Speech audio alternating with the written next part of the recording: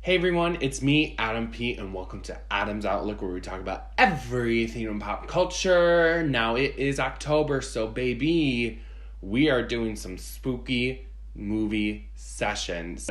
The first one I have watched is, of course, like the classic, the blueprint, the original 1978 Halloween. It has to be the movie you gotta rewatch, you know?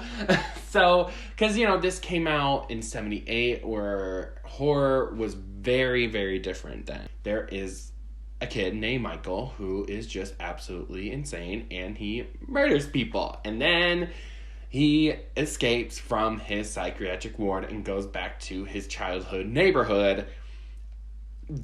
Fill in the blank. The whole thing about it is the tension in the air. Oh, you could feel it. So this character, Michael, you don't really learn his motivations behind why he's doing this and stuff. I mean, I have a guess. I noticed when he attacks, it's when, like, two people just did it or about to do it. So, or are in the middle of doing it.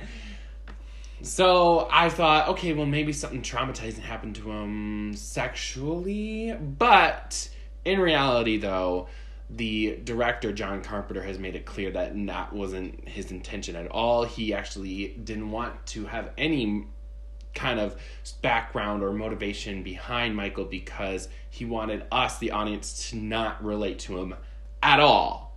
At all. And that kind of worked. And you know what? It's a little scary. I mean, it may be bad storytelling, like, that the villain has no, like, motive or backstory, but actually it makes it a little bit more scary. It's kind of like, well, he just is because he is. It's sort of his fate, which fate is kind of a main theme here because, they kind of dropped it in when Lori was at her classroom, and they were talking about how fate is, like, just part of, she said that fate can be derived as to something with religion, where it can also, someone has also derived it as like a natural element in our universe.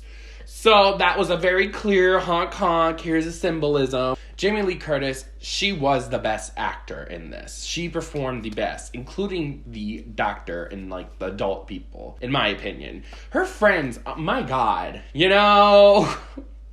they were just, so unlikable. I'm sure that's what he was trying to achieve. And also, like, their acting was just kind of stale. And the way they delivered stuff was so different like that. You could see the movie as it being a little slow. I can see maybe people be a little bored by this.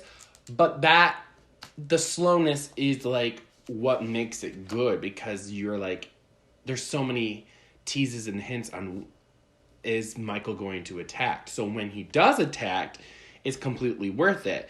So, in my opinion, what makes a horror movie good was the payoff worth the wait, the build-up? And for this movie, I think it was. I wasn't really shook by this movie until the last 5 minutes, and they were definitely the best part of the whole movie, because that scene, okay, since we're at the last 5 minutes, spoiler alert, the last scene though, where she opens the window trying to dilute him and she goes into the closet instead, oh my goodness, that one was pretty scary for me. But I think the best part of it all was, like, he disappeared and the ending is just like, you can hear his mask breathe, and it's, like, showing a bunch of different places. So it's kind of saying, like, you don't know where Michael is. Michael could be right behind me right now. That's why it's so scary. It's like, Michael is at the place where you can't see him. So that's what makes, like, the whole movie, like, scary. It's still one of the most financially successful independent films of all time. And you know what? I was reading the trivia. It was filmed in, like, early spring in Southern California.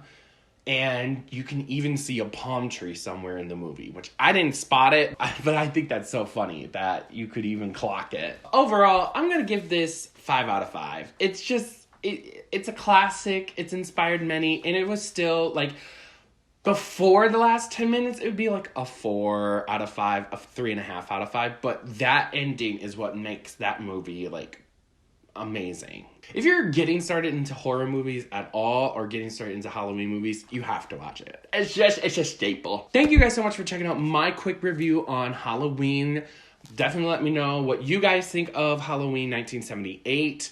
Tomorrow, I will be watching The Addams Family, so get ready. Make sure you hit that subscribe button so you can get all the pop culture tea from me, Adam P.